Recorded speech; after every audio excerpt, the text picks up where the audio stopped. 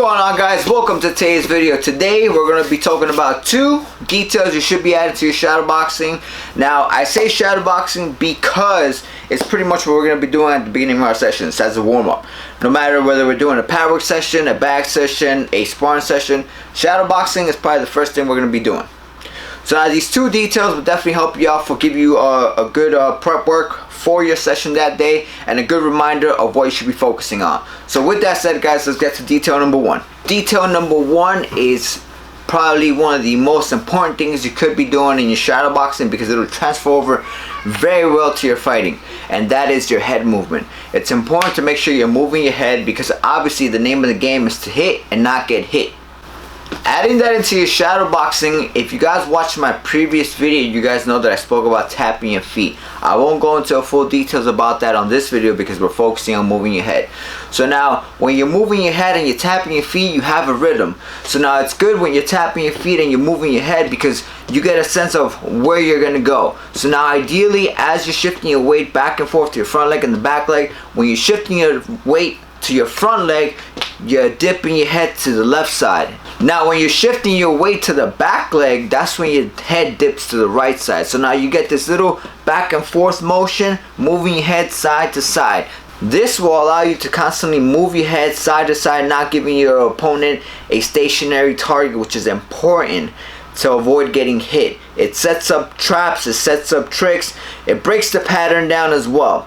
And just as a good reminder, it's good to understand that as you're moving your head side to side, you want to keep your hands up. Your hands are following along with your head. You want to make sure you're not creating that habit of moving your head side to side and your hands are moving down as you're moving your head. It's a habit, it's a common mistake that a lot of us do, but it's a good reminder that as you're doing it, you guys are keeping your hands right by your face, protecting your chin at all times. I would recommend for you guys to start it off on your first round before you start throwing any punches.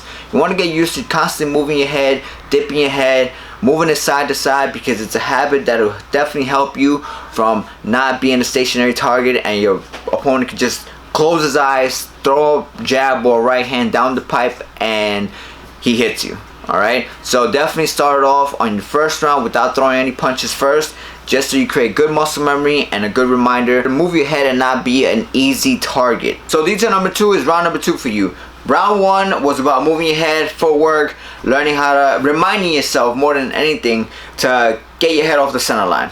So now, detail number 2, moving on to round number 2 technically, you're going to be adding your punches. Now when you're adding your punches, it's important that after every punch, you reposition yourself. A basic, simple way to reposition yourself is to pretty much add a step and an angle after every punch. So now if I'm throwing a jab, cross, hook, I'm finishing off with my left hand, so that means my left leg will step, and then from there I'm gonna follow with my right leg, create an angle. I don't need to necessarily overdo the angle, I just want to not be in the same spot that I was when I started throwing the combination.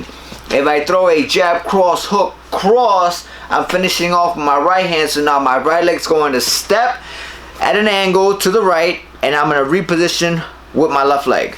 So that's something you want to start adding because after every punch you want to make sure that you not only are moving your head out of the center line so you don't get hit, but you also want to create angles so that forces your opponent to kind of reposition and it doesn't give him a direct shot of where he can actually throw.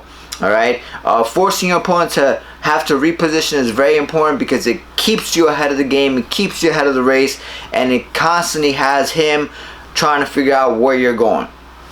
So those are 2 details that I want you guys to add on to your shadowboxing because it's definitely going to help you guys develop your fighting skills, definitely going to help you with your offense, and again, it's just simple things that I've been learning this past year that I think will definitely help you guys.